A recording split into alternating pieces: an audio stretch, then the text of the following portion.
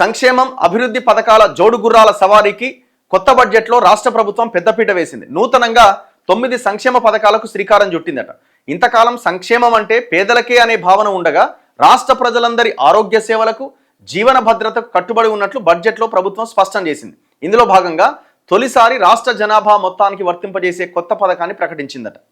పేద ధనిక అనే తేడా లేకుండా జనాభా మొత్తానికి వర్తించే సంక్షేమ పథకం ఇటీవలి కాలంలో అమల్లోకి రావడం ఇదే ప్రథమమట. రాష్ట్ర వ్యాప్తంగా ప్రతి కుటుంబానికి 5 లక్షల ప్రమాద జీవిత బీమా కల్పించే ఇందిరమ్మ కుటుంబ జీవిత బీమా పథకాన్ని బడ్జెట్లో ప్రకటించడం ద్వారా అందరికీ ఇచ్చిన ప్రాధాన్యాన్ని చెప్పకనే చెప్పింది. చేయూత పథకానికి అర్హులైన వారికి 2 లక్షల నూతన పెన్షన్లను మంజూరు చేస్తామని వెల్లడించింది. ఎవరైతే ఈ చేయూత పథకం ఉంది కదా, 55 ఏళ్ళు 60 ఏళ్ళు నిండిన వాళ్ళకి, కొందరికి గౌడ్స్ ఇట్లా పద్మశాలిస్ ఇట్లాంటి వాళ్ళకి కొన్ని వెసులుబాట్లు ఉన్నాయి కదా, వాళ్ళకి 55 ఇయర్స్కో ఏమో వస్తుంది కదా. అయితే ఎవరైనా కావచ్చు, అందరూ ఎవరైతే ఈ ఆసరా పెన్షన్ చేయూత పెన్షన్ తీసుకుంటున్నారో వాళ్ళందరూ ఈ 2 లక్షల నూతన దానికి అర్హులట. కొత్తగా ప్రారంభించిన కొత్త పెన్షన్స్ కూడా ఇస్తారట. చేయూత పథకం కింద కొత్త పెన్షన్లు ఇస్తారట. మరి ఉన్న పెన్షన్ ఎప్పుడు పెంచబోతున్నారు? అదేం లేదు ఇక్కడ. కొత్తగా ప్రారంభించిన అడ్వాన్స్డ్ ట్రైనింగ్ సంస్థల్లో ఏటీసీలో చేరే వారికి నెలకు 2000 ఉపకార వేతనం ఇవ్వాలని మరో కీలక పథకాన్ని ప్రవేశపెట్టిందట. ఇంతకుముందు ఐటీఐలో ఏమో ఉండే కదా, వాటిని ఏటీసీలుగా ఏదో మార్చిందట. సో దాంట్లో చదువుకుంటున్న ఆ ట్రైనింగ్ తీసుకుంటున్న పిల్లలకట 2000 రూపాయలు పెన్షన్ ఇస్తారట. నెలకు 2000 ఇస్తారట. దీని ద్వారా ఏటీసీల్లో ఎక్కువ మంది చేరేలా ఆకర్షించాలి అనేది ప్రభుత్వ లక్ష్యం. ఈ సంస్థల్లో చేరిన వారు వృత్తి నైపుణ్యాలు సాధిస్తే వారికి ఉద్యోగాలు రావడం లేదా స్వయం ఉపాధి సంస్థల ఏర్పాటుతో జీవనోపాధికి అవసరమైన మార్గం కల్పించాలని ఈ పథకానికి శ్రీకారం చుట్టిందట. దాని తర్వాత ఎంపిక చేసిన ప్రస్తుత ప్రభుత్వ పాఠశాలలను అన్ని వనరులతో కూడిన తెలంగాణ పబ్లిక్ స్కూల్గా మార్పు చేస్తారట. వాటిల్లో ప్రీ ప్రైమరీ నుంచి 12వ తరగతి వరకు విద్య అందుతుందని వివరించింది. ప్రీ ప్రైమరీ నుంచి ఇంటర్మీడియట్ వరకు విద్యార్థులకు నూతనంగా బ్రేక్ఫాస్ట్ పథకాన్ని ప్రారంభిస్తామని వివరించింది. సో ఇంటర్మీడియట్ పిల్లలకు కూడా మధ్యాహ్న భోజన పథకాన్ని, బ్రేక్ఫాస్ట్ పథకాన్ని పెడుతున్నారట. ఇంటర్మీడియట్ విద్యార్థులకు మధ్యాహ్న భోజన పథకాన్ని ప్రకటించింది. ప్రభుత్వ ఉద్యోగులు, పెన్షనర్లు, వారి కుటుంబాలకు వైద్య సేవలు అందించే ఒక ప్రత్యేక పథకాన్ని అమలు చేస్తామని పేర్కొన్నది. ఉద్యోగులు, పెన్షనర్లకు ప్రమాద బీమా పథకం అమలు చేస్తామని తెలిపింది. రాష్ట్ర యువతకు వివిధ రంగాల్లో తగిన నైపుణ్య శిక్షణ అందించడానికి, వారికి ఉపాధి లభించిన దేశాల భాష నేర్పించడానికి ఉద్దేశించిన సీఎం ఓవర్సీస్ ఎంప్లాయ్మెంట్ ప్రోగ్రామ్ను ప్రకటించింది. అంతర్జాతీయ ప్రమాణాలతో విద్యను అందించాలనే లక్ష్యంతో ఏర్పాటు చేస్తున్న యంగ్ ఇండియా ఇంటర్నేషనల్ స్కూళ్లకు ఏకంగా 5,000 కోట్లు కేటాయించింది. పేదలకు నాణ్యమైన విద్యను అందించడం ద్వారా వారి జీవితాల్లో అక్షర వెలుగులు నింపాలని సీఎం రేవంత్ రెడ్డి స్వయంగా తానే మంత్రిగా ఉన్న విద్యారంగానికి బడ్జెట్లో అత్యంత ప్రాధాన్యం ఇచ్చారు. ఏం రాత ఇది? ఎక్కడ ప్రాధాన్యం, ఎక్కడ ఇచ్చినారు? 5,000 కోట్లు ఎప్పటిలోగా కడతారు మీరు? ఎప్పటిలోగా అవుతుంది? అది ఎప్పుడు సాధ్యమయ్యే అవకాశం ఉంది? ఇప్పుడు ఆ ఇంటిగ్రేటెడ్ స్కూల్స్లో ఇప్పుడు ఏదైతే గురుకులాలు ఉన్నాయో ఆ గురుకులాల్లో ఉన్న పిల్లలు పోయి ఆ ఇంటిగ్రేటెడ్ స్కూళ్ళలో పెడతారు. ఓకే, బాగానే ఉంది. కానీ ఎంతమంది పిల్లలు దాంట్లో చదువుకునేది? ఓవరాల్ 100%లో జస్ట్ 1 to 2% మాత్రమే. మిగతా పిల్లలంతా ఇంటి దగ్గర నుంచి వెళ్తున్న డే స్కాలర్ పిల్లలే ఉన్నారు. ఆ గ్రామాల్లో, ఆ మండలాల్లో ఉన్న స్కూళ్ళ సంగతి ఏంది? ఇప్పుడు మీరు అంటున్నారు టీపీఎస్లు కడతామంటున్నారు, కట్టండి, మంచిదే అది. కానీ మీరు ఆ కట్టేలోపుగా ఉన్న స్కూళ్ళ సంగతి ఏంది? మీరు కట్టేలోపు ఒక జనరేషన్ అయిపోతుంది కదా. ఇప్పుడు ఇంకొకటి, మీరు ప్రీ ప్రైమరీ నుంచి 12వ తరగతి వరకు విద్యను అందిస్తాము ఈ టీపీఎస్లు పెట్టి అంటున్నారు. ఎప్పట్లోగా? ఎన్ని స్కూళ్ళు కట్టబోతున్నారు? మీ టార్గెట్ ఏంటి? ఇంకో ఫలానా 1 year లోపుగా మేము ఇన్ని స్కూళ్ళు కట్టబోతున్నాం. ఏమైనా టార్గెట్ ఉందా? ప్రణాళిక ఉందా?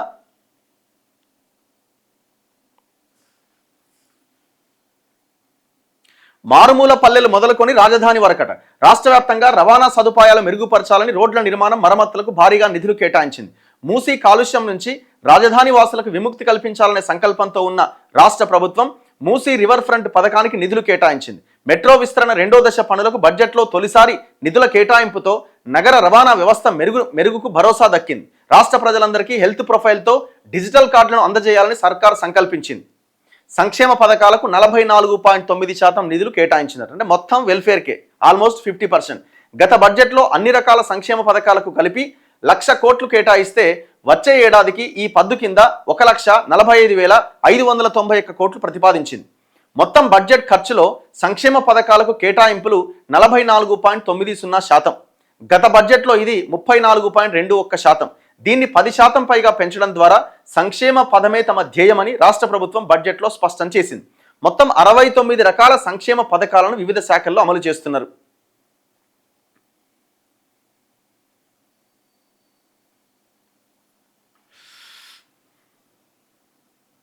ఆదాయం అట ఎక్కడ పెరుగుతుంది? వీళ్ళేసిన అంచనా ఏంటంటే గత బడ్జెట్ అంచనాల కన్నా అదనంగా పెంచిన 43,000 కోట్ల బడ్జెట్ ఆదాయ అంచనాల్లో ఏ పద్దు కింద ఎంత పెరుగుతుందనేది రాష్ట్ర ప్రభుత్వం తెలిపింది. పన్నుల ద్వారా 14,000 కోట్లు, కేంద్రం నుంచి వచ్చే గ్రాంట్లలో 13,000 కోట్లు, పన్నేతర ఆదాయం 6,412 కోట్లు, కేంద్ర పన్నుల్లో రాష్ట్ర వాటా కింద 3,710 కోట్లు, కొత్త అప్పులు 5,325 కోట్లు అదనంగా వస్తాయని వివరించిందట. అంటే వాళ్ళు వేసుకున్న అంచనా.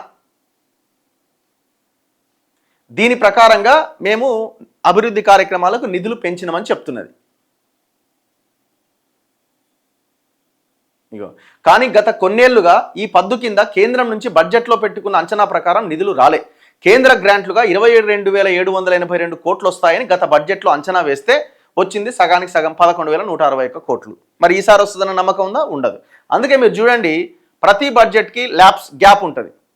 100% ఖర్చు పెడతాం, మేము ఇది చేస్తామని చెప్పే బడ్జెట్ లెక్కల్లో 80-85% మాత్రమే ఉంటుంది, 10-15% గ్యాపే ఉంటుంది. అయితే ఈ సంవత్సరం ప్రస్తుత ఏడాదిలో బహిరంగ మార్కెట్ నుంచి 64,539 కోట్లు అప్పుగా తీసుకోవాలని లక్ష్యంగా పెట్టుకున్నారట. అంటే ఒక 70,000 కోట్లు అప్పు తేవాలనుకుంటున్నారు.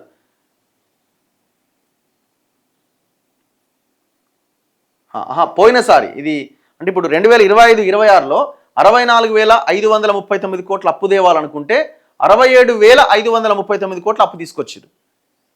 ఈసారి అంటే వచ్చే ఏడాదికి 73,383 కోట్లు ఇతర మార్గాల్లో కలిపి మొత్తం 82,870 కోట్లు అప్పు తేవాలని నిర్ణయించుకున్నారట. అంటే నిన్న ప్రవేశపెట్టిన బడ్జెట్లో అంటే దగ్గర 85,000 కోట్ల అప్పుకు రెడీ అవుతున్నారు.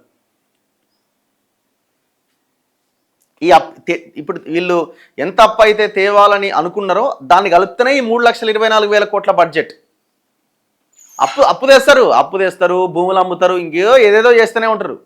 ఇక అది ఆగేది ఏముండదు. సమగ్ర రూపం ఇది బడ్జెట్ ఏంది కథ అన్నది.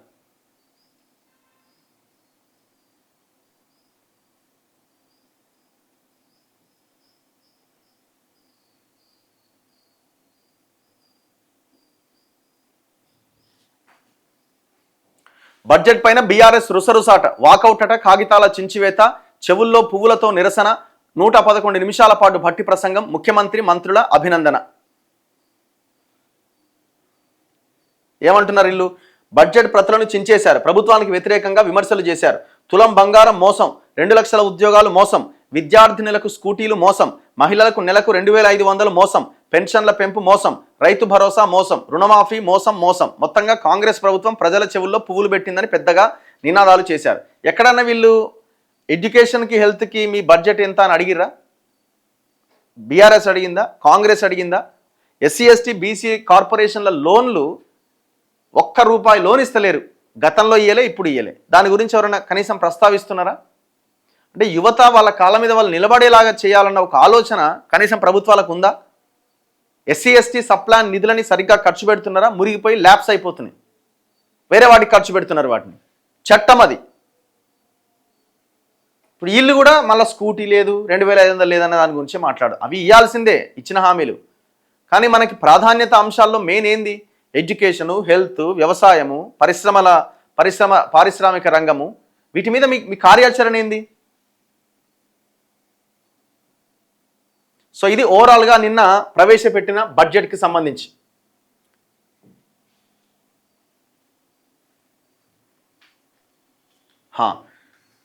చేనేత రంగానికి 2025-26 బడ్జెట్లో 371 కోట్లు పెట్టారు. ప్రస్తుత బడ్జెట్లో దాన్ని 258 కోట్లు మాత్రమే పెట్టారు. ఇది ఎంతవరకు సబబు? చేనేత రంగాన్ని గాలికి వదిలేసిన ఈ ప్రభుత్వం. ఎంత అన్యాయం ఇది! వాళ్ళది ఎంత రుణమాఫీ కూడా 30 కోట్లు 40 కోట్లు ఎంతో ఉన్నట్టుంది. ఇంతవరకు ఆ రుణమాఫీది కూడా అతిగతి లేదు. కొంతమందికి అయిందో కాలేదు అది కూడా. మరి మీరు 370 కోట్లు పోయిన ఈసారి ఇంకా పెంచాలి కానీ ఇంకా తగ్గించుడు ఎక్కడిది? వ్యవసాయ రంగం తర్వాత అత్యంత కీలకమైన రంగం కదా అది. కేంద్రం నుంచి ఎందుకు రాదు? 100% టైంకి వస్తుంది. లాస్ట్ ఇయర్ గ్రామ పంచాయతీ మున్సిపాలిటీ గత 1-2 సంవత్సరాలు బడ్జెట్ రాలేకపోయింది. ఈ మధ్యన ఎలక్షన్స్ తర్వాత వచ్చినాయట. ఇక వాళ్ళది అట్లే ఉంది, వీళ్ళది అట్లే ఉంది. వాళ్ళేం గొప్పగా ఎప్పటికప్పుడు డబ్బులు ఇచ్చి చేసే వాడికి లెక్కలే చెప్తున్నాయి కదా, 22,000 కోట్లు రావాలి, 11,000 కోట్ల వచ్చినాయని. రాజీవ్ యువ వికాసం కోసం మళ్ళీ 6,000 కోట్లు కేటాయించారు. ఇది కేవలం అంకెలు చూపించుకోవడానికి లేదా అమలు చేస్తారా? దయచేసి మీరు చెప్పండి. అది మనకి రేవంత్ రెడ్డిని అడగాలి, నీ మనసులో ఏముందా అని చెప్పి అదేందో టెస్ట్ చేస్తారు కదా, వాళ్ళు అది ఏమన్నా చేస్తే నువ్వు ప్రతిదానికి క్వశ్చన్ అడిగి అది పెడితే మరి అది కుయ్యమంటుందా కయ్యమంటుందా అప్పుడు తెలుస్తుంది. నువ్వు నీ రాజీవ్ యువ వికాసం పథకానికి చిత్తశుద్ధితోనే ఇది పెట్టినవా అంటే అవును అనడానికి ఒక సౌండ్ వస్తుంది, కాదు అంటే ఒక సౌండ్ వస్తుంది. అట్లా టెస్ట్ చేస్తేనే బయటపడతాడు.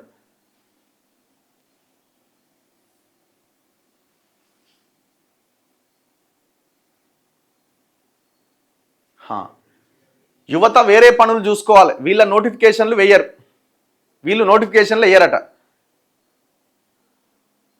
ఏ ప్రభుత్వమైనా పద్మశాలీలను పట్టించుకోరు. మన ఎడ్యుకేషన్ మినిస్టర్ ఎవరు? రేవంత్ రెడ్డి. ఆయన కిందనే ఉంది. అన్న నువ్వు ఎందుకు అంత బాధపడుతున్నావో నాకు అర్థం కావట్లేదు. 10 లక్షల కోట్ల బడ్జెట్ వచ్చినా 50% విద్యకు మరి 50% ఆరోగ్యానికి కేటాయించినా ఏమీ మారదు. ఎందుకు మారదు? బడ్జెట్ కేటాయింపులు చేసి పని చేస్తే మారుతుంది. ఎందుకు మారదు? మనం మారదు అనుకుంటే ఇక మన ఇట్లనే ఉంటుంది, ఇక మారదు అన్నట్టుగానే ఉంటుంది. మార్చాలి, మనమే మార్చాలి, ప్రజలుగా మనం నిర్ణయాలు తీసుకోవాలి, మంచి నిర్ణయాలు తీసుకోవాలన్న ఆలోచన మనకు రావాలి కదా. భువనగిరి ఎమ్మెల్యే కాంగ్రెస్ సర్పంచ్ల కట ఫండ్స్ వచ్చినాయట, టీఆర్ఎస్ సర్పంచ్లకు మాత్రం ఫండ్స్ రాలేదట. అట్లా ఉండదు కదా. కోదండరామ్ సార్ ఉన్నాడా అన్న? అసలు ఈ ఇష్యూ మీద మాట్లాడడం లేదు. ఖమ్మం ఇష్యూ మీద మాట్లాడలే, చిన్న పాప చనిపోయిన ఇష్యూ మీద మాట్లాడలే, జాబ్ నోటిఫికేషన్ల మీద మాట్లాడలే. బీఆర్ఎస్ కానీ బీజేపీ కానీ వెలుగుమట్ల అంశాన్ని అసెంబ్లీలో ప్రస్తావించకపోవడం ఆశ్చర్యంగా ఉంది. ఈ విషయంలో అందరూ ఒకేలా ప్రవర్తిస్తున్నట్టు అనిపిస్తోంది. నాట్ ఓన్లీ 10 నిమిషాలు, నాట్ ఓన్లీ వెలుగుమట్ల, ఏ భూ సమస్య మీద కూడా బీఆర్ఎస్ మాట్లాడదు, బీజేపీ మాట్లాడదు. పేదల ఏ ఇష్యూ మీద కూడా బీజేపీ మాట్లాడదు, బీఆర్ఎస్ మాట్లాడదు. ఎంతసేపు నువ్వు స్కూటీ ఇచ్చినవా, తులం బంగారం, దీని గురించే మాట్లాడుతున్నారు తప్ప ఎంత పెద్ద ఇష్యూ ఇది, 1000 ఇండ్లను కూలగొట్టిన దాని మీద ఎందుకు మాట్లాడరు? ఎందుకంటే వీళ్ళందరి వాటాలు ఉంటాయి అక్కడ. ఇప్పుడు తుమ్మల నాగేశ్వరరావు ఎక్కడి నుంచి వచ్చిండు, పొంగులేటి ఎక్కడి నుంచి వచ్చిండు, గదే బీఆర్ఎస్ నుంచి వచ్చిండులే కదా. ఈ లింక్ ఎక్కడుంది ఎవరికి? తుమ్మల నాగేశ్వరరావు చంద్రబాబు నాయుడు ఎక్కడ ఉన్నాడు? ఎన్డీఏ గవర్నమెంట్లోనే ఉన్నాడు కదా. ఇదంతా ఒకటే కలగూర గంప. ఇది వీళ్ళ నుంచి మనం ఎక్స్పెక్ట్ చేయడం అన్నది అంతకంటే దారుణం ఇంకొకటి ఉండదు.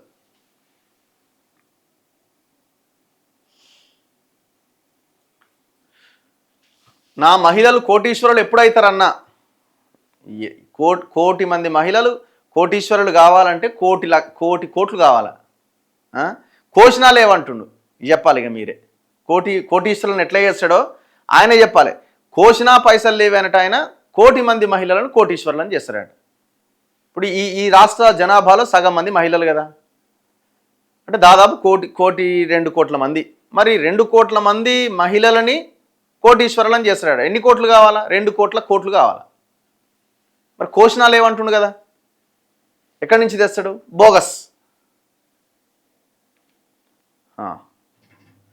ఎవరు వచ్చినా వాళ్ళు తమ ఆస్తులు పెంచుకోవడమే తప్ప ప్రజలకు పెద్దగా ఉపయోగం కనిపించట్లేదు.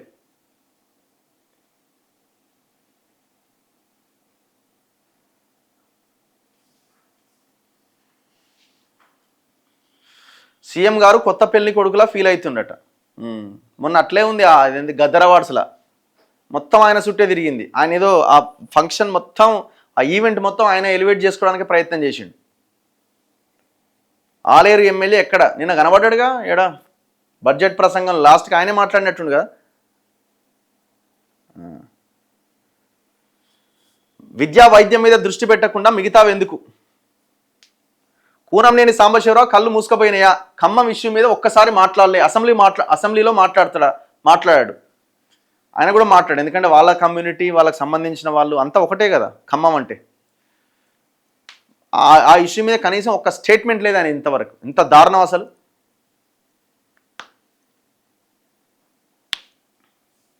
నిన్న వాళ్ళంతా ఆ ఓపీడీఆర్ వల్ల బాధితులంతా కలిసి ఖమ్మం కలెక్టరేట్ ఆయన కలెక్టర్ని కలవడానికి పోతే ఆయన కలవలే, ఆయన ఎవరో ఇంకో డిప్యూటీ కలెక్టర్ ఎవరో కలిసినట్టున్నారు.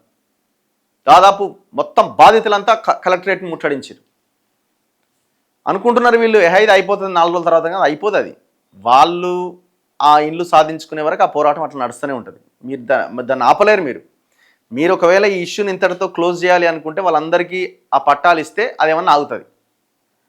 లేకపోతే మీరు లాస్ట్ ఎలక్షన్ దాకా గొక్కున్నట్టే.